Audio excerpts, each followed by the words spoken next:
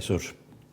առաջին անգամ Հայաստանում նշում են հայրենիքի պաշտպանության համար զոհվածների հիշատակի օրը։ Մտածել եք ինչու է այսօր նշվում։ Դե պաշտոնական բացատրությունը այն է, որ հունվարի 28-ից 1 օր առաջ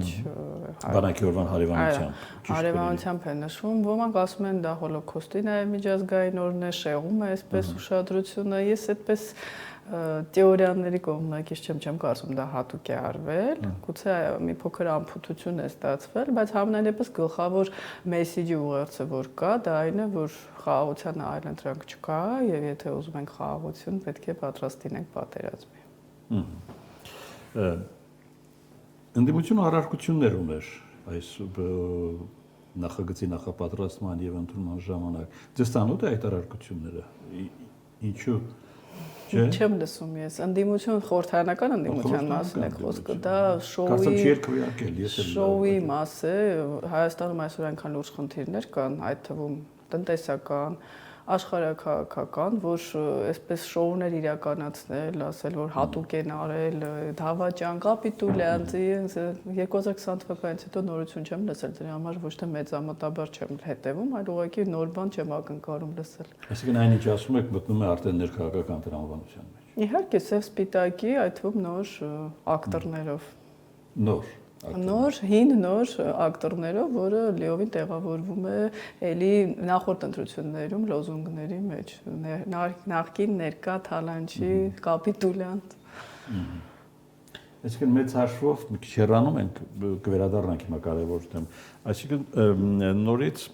գալիս ենք այն պատկերը, ունենալու ենք այն պատկերը խորհրդարանական, որը դուք նկարագրում եք հիմա։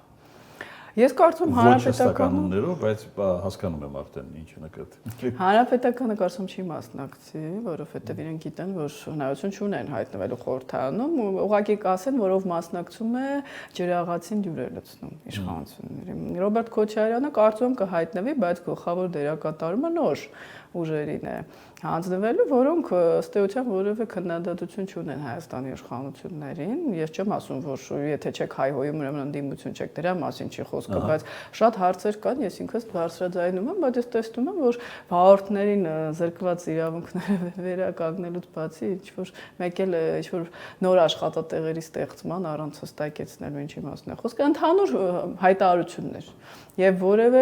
հարցեր չեն բարձրաձայնում, իսկ իմ կարծիքով ընդդիմության նպատակը դա է պետք է հիմնական լինի։ Դրա համար կարծում եմ, որ իրենք առավել քան հարմար են Նիկոլ Փաշինյանի իշխանությանը, քան նույնիսկ նախկին իշխանությունները։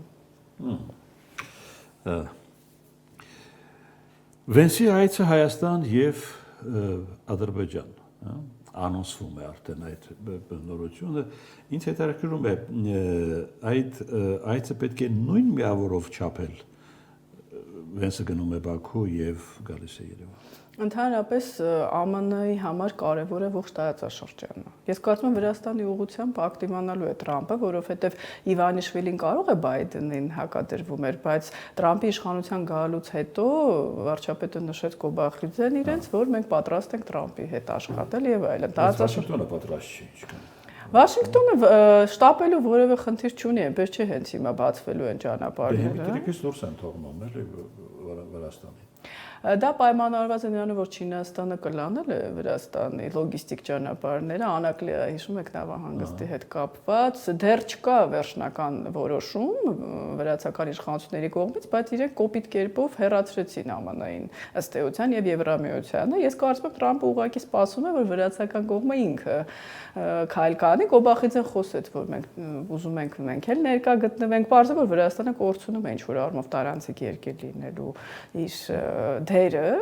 ինչպես ասեց Ալիևը, մի օր էլ կանցնեն Հայաստանով այդ ճանապարհները։ Այլ հարց է, որ Վրաստանը մեզ համար կարևոր է Հնդկաստանից եկող ճանապարհների առումով դեպի Սևծով, այսինքն Վրաստանը Հնդկաստանը թեքվել նաև Եվրամիություն։ Այո, եւ դա շատ մեծ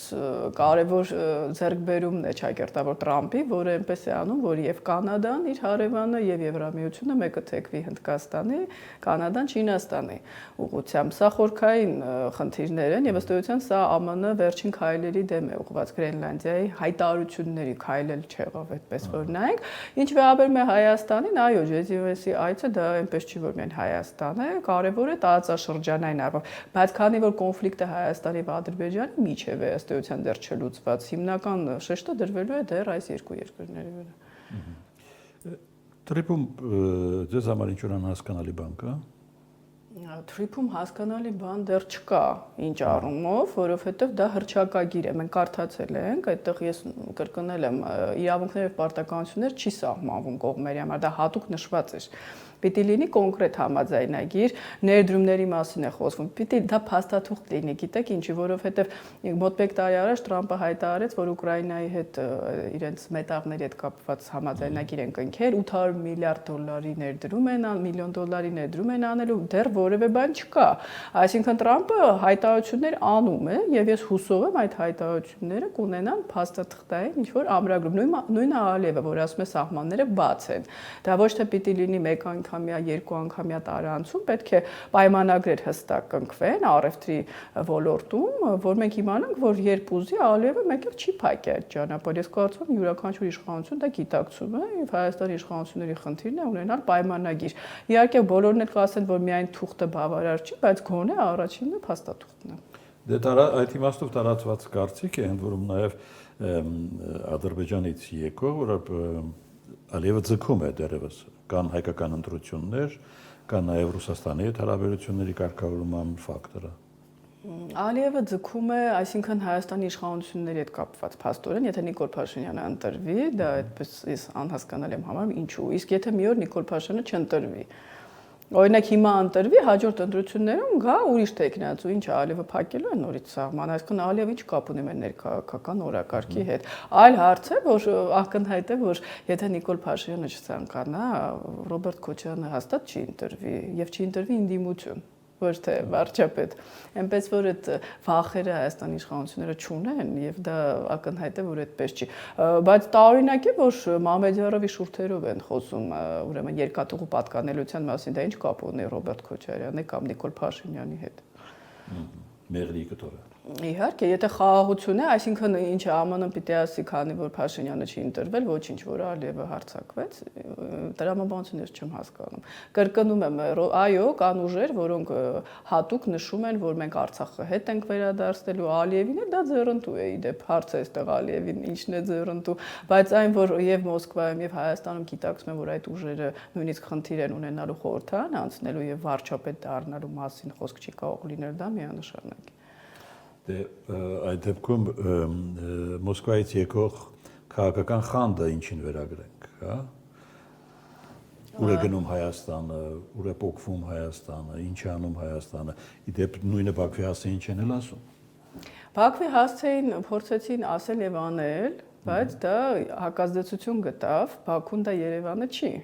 Թուրքիայի առումով եւ այլն եւ հիմա այդպես ներողություն խնդրեցին դեռ մոռացան ես չեմ կարծում Վլադիմիր Պուտինը մոռանա նախինախնդիր անձնավորությունը այլ հարց է որ հիմա ինքը որևէ տեղ չի կարողանում գործել շնորհիվ իր ոչ ռացիոնալ քայլերի Ուկրաինայի վրա հարձակման տեսքով բարձր որ հիմա Սիրիայից մինչև Վենեսուելա ինքը չի կարողանում գործել իսկ ինչ վերաբերում է խանդին նախ ռուսական ռոպագանդան իդեպ խայտարակում է այսպես ասենք հայաստանյան ընդդիմությանը Որպես խորը նայում ես կարծես հատուկ արի,